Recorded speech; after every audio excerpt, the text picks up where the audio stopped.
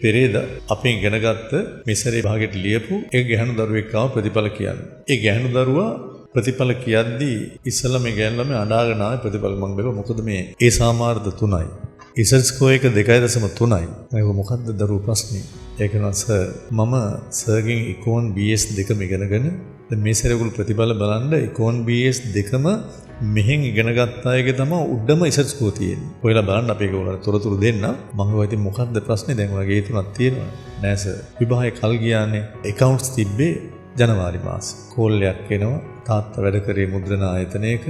තාත්තට heart attack එකක් ඉක්මනට එන්නේ. අපි ගෙදර අය කොහොම ගියා යනකොට තාත්තා ට්‍රොලි එක දාගෙන යනවා. තාත්තගේ ජීවිතේ ඉවර වෙලා. ඇයි කිව්වා විභාගෙ හෙට අද තාත්තා නැති වෙනවා. මම accounts වලට යන්නේ නැහැ කියලා තීරණය කරා කිව්වා. නමුත් ඇයි කොහොම හරි විභාගෙට යවුවා තාත්තාගේ මරණය ගෙදර තියෙන්නේ. ඇයි ඒ සාමාර්ථ 3ක් අරන් තියෙනවා. ඒක තමයි දිරිමත් කෙනෙක් කියන එකේ රහස.